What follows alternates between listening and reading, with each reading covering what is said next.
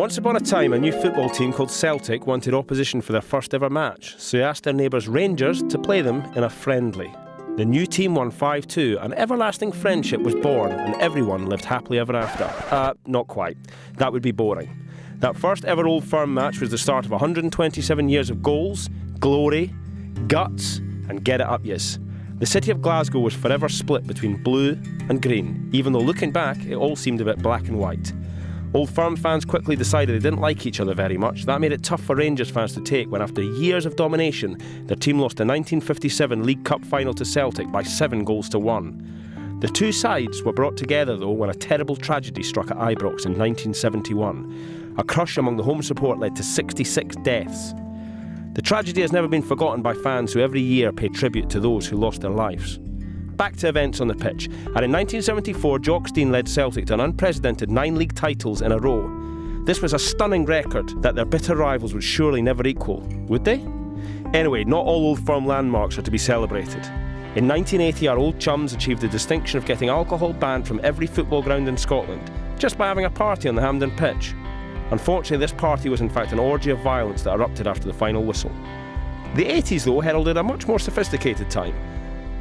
David Murray swept into power and Rangers' cash woes were consigned to the dustbin of history.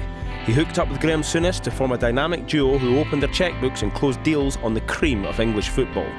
They also signed one of the country's best homegrown strikers.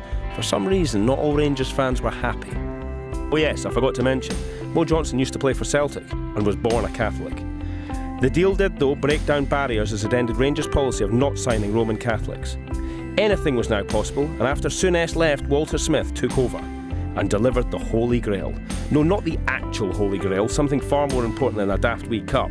This was a big cup. And it meant Rangers had finally matched Celtic's fabled 9-in-a-row title wins. That's enough football for now. Unfortunately, there's more mindless violence in this X-rated tale. In 1999, our friends met up at Celtic Park with the home side knowing their other half could clinch the league title at the home of their great rivals. Rangers duly won the game 3-0. This was all too much for some Hoops fans to take, with one showing a better aim than his heroes and smacking poor referee Hugh Dallas flush on the forehead with a coin. What's happened since? Dick Advocaat made Rangers look invincible. Then Martin O'Neill came in and Celtic looked invincible. Then Craig White came in and Rangers looked insolvent. They were. Administration, then liquidation, has robbed Scottish football of its biggest fixture for 3 long years, and robbed Ali McCoist of his boyish good looks. Neil Lennon has left the building too. Let's hope the latest chapter in this fascinating rivalry will end with another nice big cuddle, just like the last time these two teams met in a Scottish Cup.